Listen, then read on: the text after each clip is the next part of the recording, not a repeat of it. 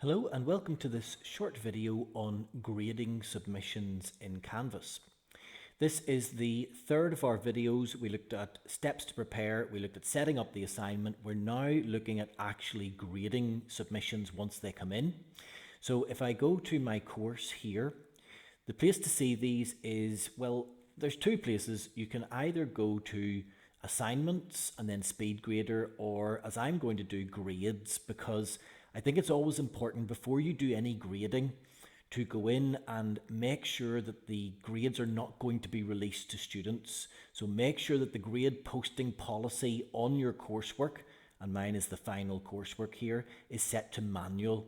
So if not, you can change it by going to grade posting policy here, and you can change it from, if it is on automatic, change it to manual. We covered that in our first video as well. Now you can see that I have got one submission here. That's the one I'm going to mark. So my test student has submitted this paper, and to mark it, I'm going to go to SpeedGrader. I go to this little ellipsis and then SpeedGrader, and you can see that this now opens up, and I've got submissions for the final coursework. If I go to the top right, you'll see all of my class here. Now, the only submission I have is the test student, and there it is, so I can see that that's the submission that I'm looking at.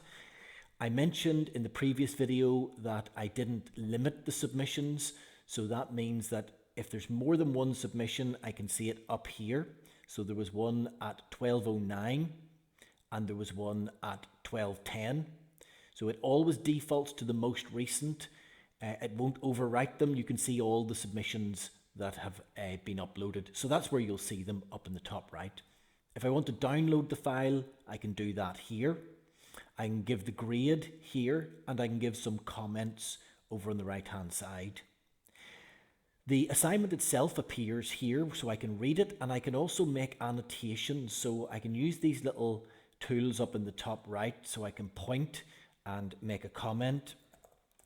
I can strike through and highlight. So there's the highlight, and make a comment.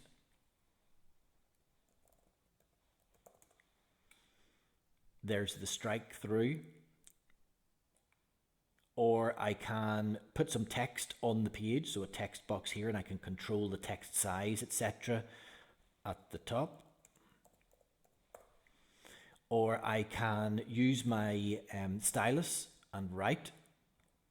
Finally, I can use this little blue box, so I can highlight a particular area with it and then put a comment around that. So those save in live time. I don't need to hit save or anything on them. Once I'm happy with what we've got there, I grade it over here on the right. So let's say I'm going to give it 60, and there we go, 60 out of 100. It tells me that it is hidden. I can also put my comments in here. This looks like a small box, but actually you can do quite a bit in there. You can put loads in there and make it bigger should you wish to do so. You can also attach a file. You can even record a video. So if you press this, you can make a media comment and record a video for the students, or you can do speech to text using this little button. So there's lots and lots of different tools for giving that feedback to the students.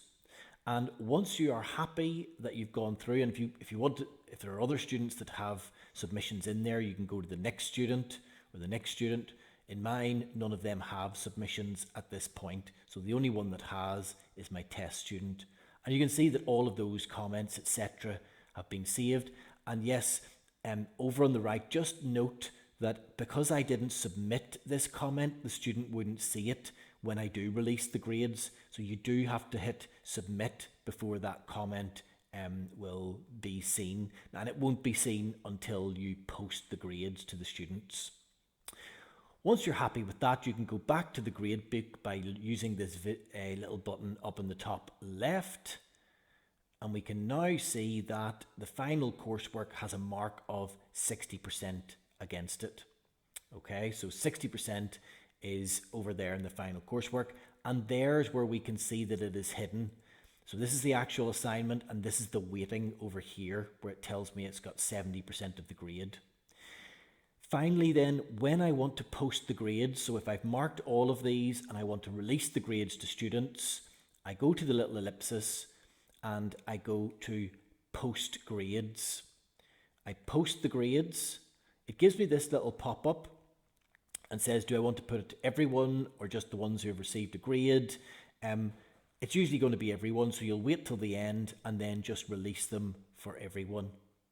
And once you've done that, the grades will be released to the students and they will be able to see their grades and their feedback. So that is a quick run through of how we go in and grade our coursework submissions using Canvas SpeedGrader.